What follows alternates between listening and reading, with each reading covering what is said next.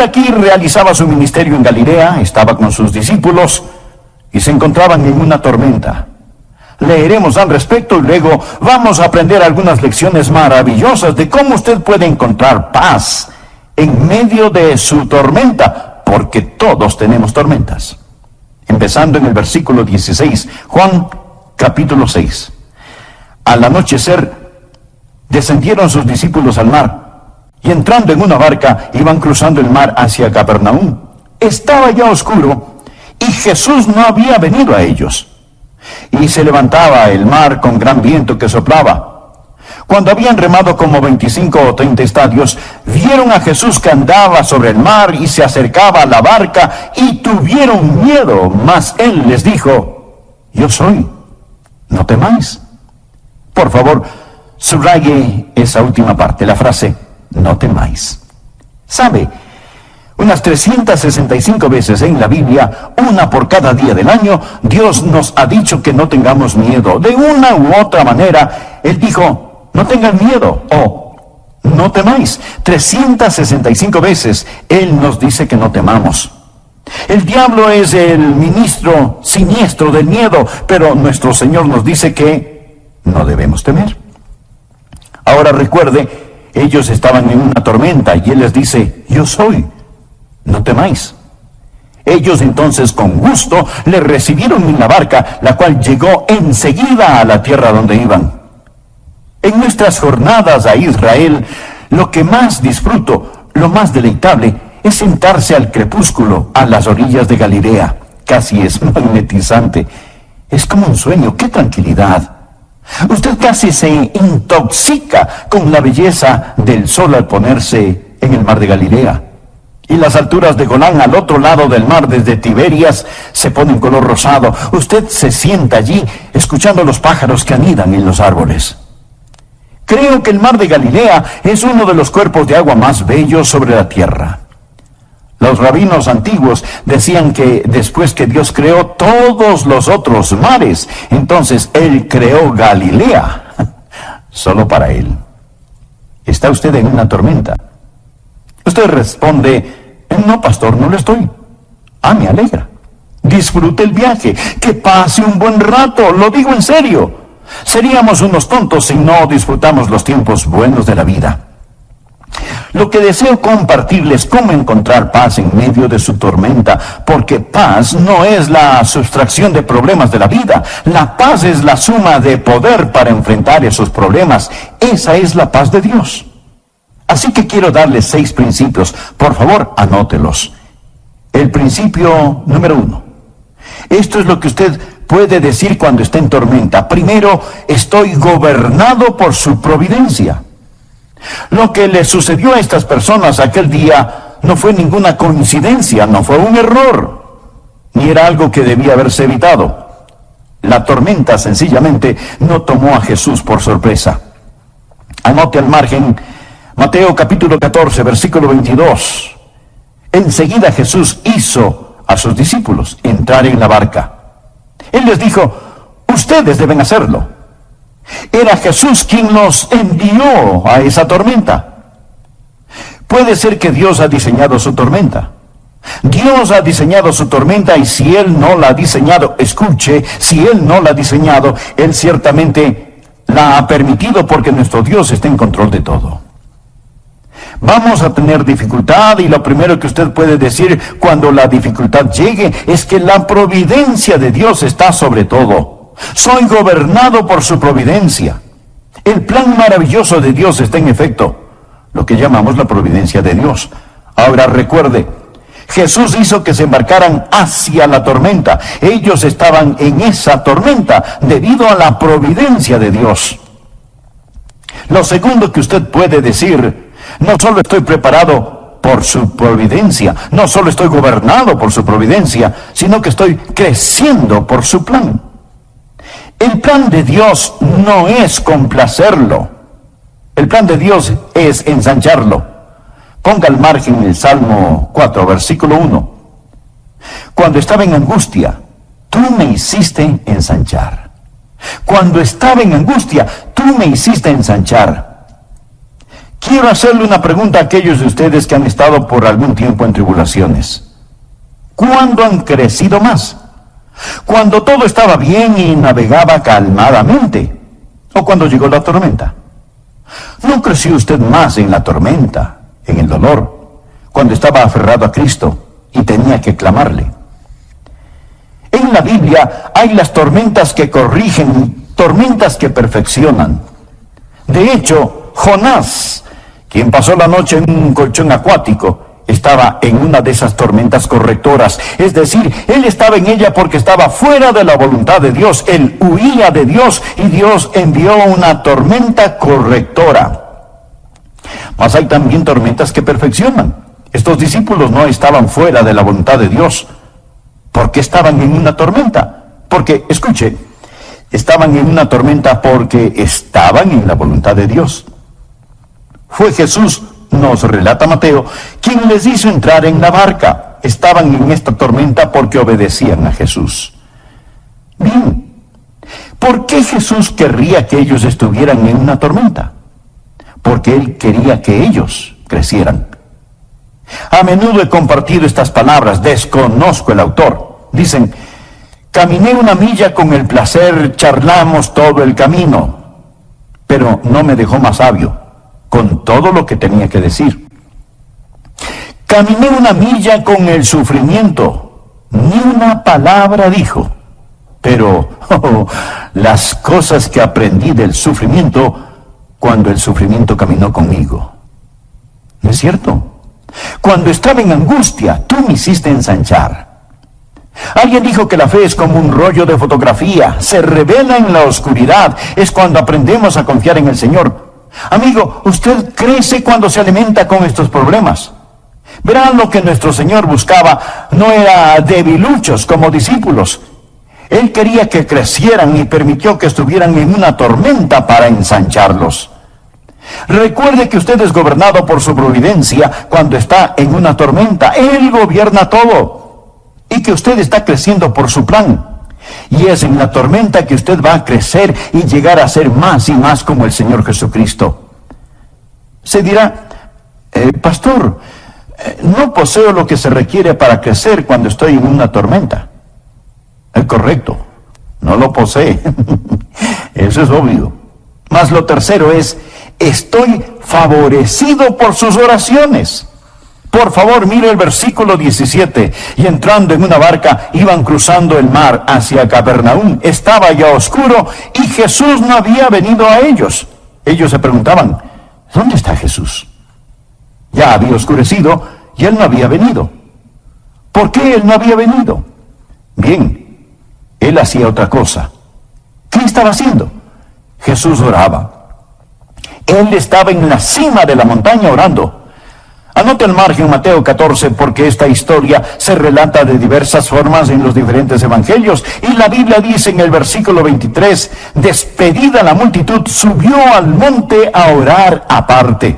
Escuche, no piense que Él le desamparó solo porque no puede verlo cuando está en la tormenta. Él quizás no estará con usted en forma corporal, pero Él está muy consciente de usted.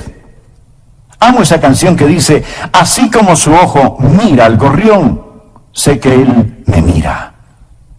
Permítame darle otro versículo tomado de los otros evangelios. Marcos capítulo 6, versículo 47. Y al venir la noche, la barca estaba en medio del mar y Él solo en tierra. Ahora presten atención, miren. Y viéndoles remar con gran fatiga, Jesús los estaba observando.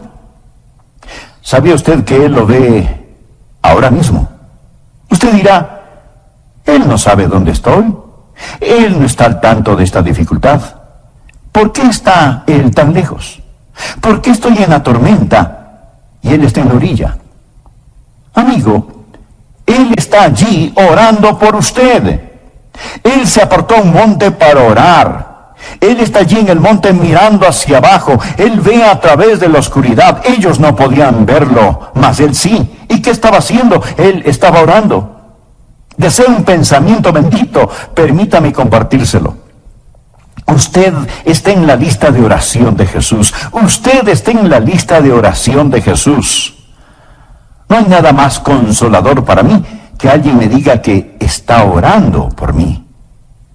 No solo favorecido por sus oraciones, sino también estoy animado por su presencia. Él vendrá. Mire, por favor, nuevamente, Juan 6, el versículo 20. Mas Él les dijo, yo soy. No temáis.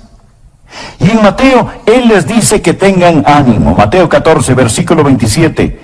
Pero enseguida Jesús les habló diciendo, tened ánimo, yo soy, no temáis. Puedo ver a estos discípulos con el sudor en su frente y sus rostros reflejando el temor. Sus manos ceñidas a los remos, fatigados con dolor de espalda, remando y remando. Pedro exclama, más fuerte que nos vamos a hundir. Y Tomás dice, no creo que vayamos a lograrlo, vamos a naufragar. Y entonces ellos ven a Jesús. Le pregunto, ¿por qué Cristo no llegó antes? ¿Por qué esperó?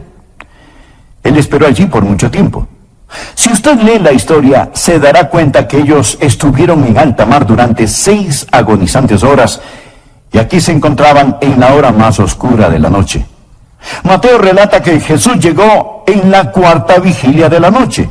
Eso es entre las 3 y las 6 de la mañana, la hora más oscura, durante 6 largas y agonizantes horas, y pareciera que Él se había olvidado de ellos. No fue Jesús quien se había olvidado de ellos. Realmente fueron los discípulos quienes se habían olvidado de Jesús. ¿Sabe? Jesús acababa de realizar un milagro. Si usted lee la historia en el 6º capítulo de Juan, se dará cuenta que Jesús había alimentado a 5,000 personas. Note por favor el versículo 12. Y cuando se hubieron saciado, dijo a sus discípulos, recoged los pedazos que sobraron para que no se pierda nada. Recogieron pues y llenaron 12 cestas de pedazos. Bien, ¿por qué llenaron ellos 12 cestas? ¿Cuántos discípulos? 12 discípulos. Bien, Él les dijo, ahora recojan todo, recojan los pedazos que sobraron. Cada discípulo tenía una cesta de pan al lado de sus pies. En esa barca hay una cesta de pan. Él acababa de llevar a cabo un milagro y ahora ahí están ellos llenos de temor. Ellos pensaban, ¿por qué Jesús se ha olvidado de nosotros? Ellos se habían olvidado de Jesús. Ellos se olvidaron de lo que Él había hecho. ¿Acaso no tendemos a hacer eso? Es decir, ¿cuántas veces nuestro Señor nos ha liberado, realizado milagros para nosotros, pero nosotros nos hemos olvidado? Lo que ellos debieron haber hecho, lo que Pablo enseña en 1 de Tesalonicenses capítulo 5, versículo 18. Dad gracias en todo, porque esta es la voluntad de Dios para con vosotros en Cristo Jesús. Pero nuestro Señor esperó. ¿Por qué esperó? Bueno, su espera, su retraso antes de llegar a ellos fue estratégico y deliberado. Por favor, anote este versículo, Isaías capítulo 30, versículo 18. Por tanto, Jehová esperará para tener piedad de vosotros. ¿No es este un versículo maravilloso? Por tanto, Jehová esperará, no para ser cruel con usted, sino para tener piedad de vosotros y por tanto será exaltado. Dios está en el negocio de traer gloria para sí. Será exaltado teniendo de vosotros misericordia, porque Jehová es Dios justo. Eso significa discernimiento. Él no solo sabe lo que usted quiere, Él sabe lo que usted necesita. Y entonces dice, bienaventurados todos los que confían en Él. Dios espera. Usted necesita esperar. ¿Y sabe lo que Dios espera? Dios está esperando que usted espere en Él. Lo repito, Dios está esperando que usted espere en Él. Dios desarrolla paciencia. Dios nunca tiene prisa, ni nunca se atrasa. Habacuc 2, versículo 3 dice, aunque la visión tardará aún por un tiempo, más se apresura hacia el fin y no mentirá. Muchos esperamos el regreso de Jesús. La gente dice, ¿dónde está la promesa de su advenimiento? Porque desde el día en que los padres durmieron, todas las cosas permanecen así como desde el principio de la creación. Anótelo simple y llanamente. Él está por venir, Él viene. Y Él regresa en el tiempo perfecto de Dios, pero Él retorna. Nuestro Señor está por venir. Luego usted puede decir, en medio de su tormenta, estoy protegido por su poder.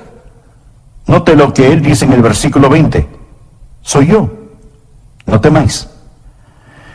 Yo no sé quién dijo esto, pero es tan verídico.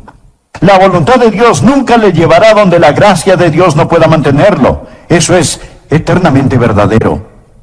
Verá, enseguida Jesús hizo a sus discípulos entrar en la barca e ir adelante de él a la otra ribera. Usted leyó eso en la palabra de Dios. Él les dijo que cruzaran el mar, que no bucearan. Iban sobre el mar, no debajo del mar. Dios tiene un plan para usted. Jesús no dejó a sus discípulos en el desastre. Él les mandó que fueran a la otra ribera, y cuando Él vino a ellos, Él les dijo, yo soy, no temáis, yo soy, no temáis. Cuando Jesús usa las palabras, yo soy,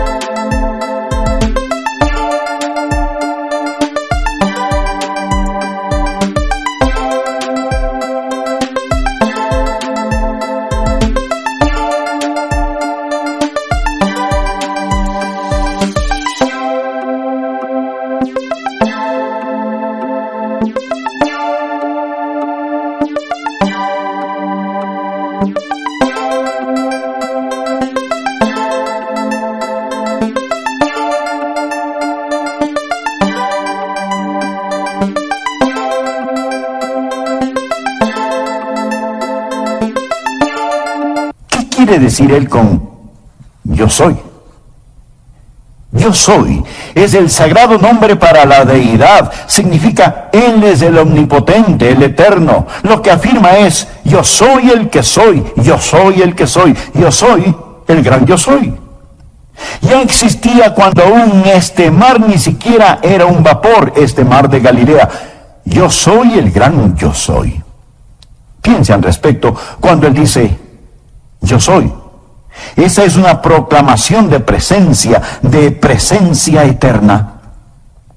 Y mi consejo para usted en medio de su tormenta es ver a Jesús, el gran yo soy, y mirarlo caminar en el agua, puesto que lo que parecía estar por encima de su cabeza ya estaba bajo sus pies, bajo sus pies. Y usted está sentado en las alturas con Él, y no puede ahogarse con su cabeza fuera del agua. Y amigo, usted está sentado en las alturas con el Señor Jesucristo. Él es el gran yo soy, y puede anotarlo, estoy protegido por su poder. Y lo último, anótelo. Usted puede decir, estoy siendo guiado por su propósito. Versículo 21. Ellos entonces con gusto le recibieron en la barca, la cual llegó enseguida a la tierra a donde iban. Dios no le ha prometido navegar calmadamente, mas sí le ha prometido un desembarque seguro. Llegaron enseguida a la tierra donde iban. Verá, su destino ya está determinado.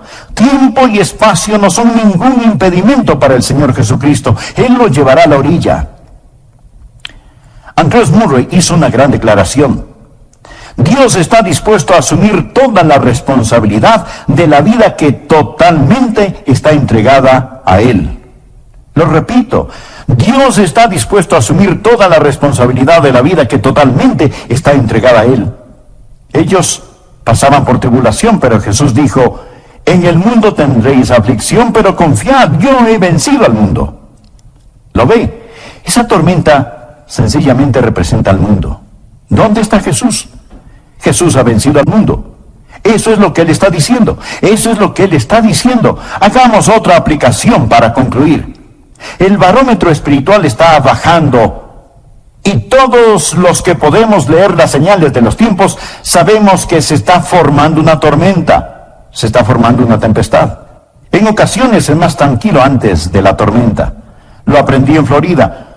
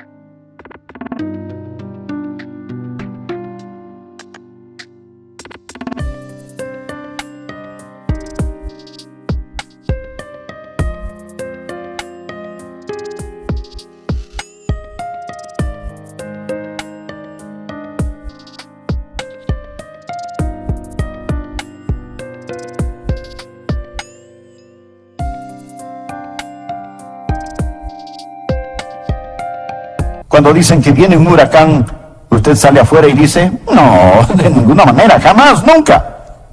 Sin embargo, el barómetro baja y sabe que viene.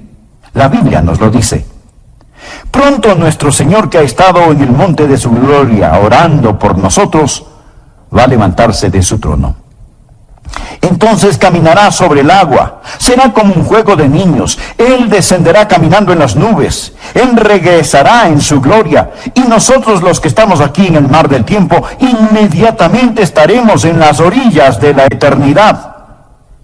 Hemos hablado de paz en medio de su tormenta. La Biblia habla de paz que sobrepasa todo entendimiento. No la puede obtener de las píldoras. No sale del contenido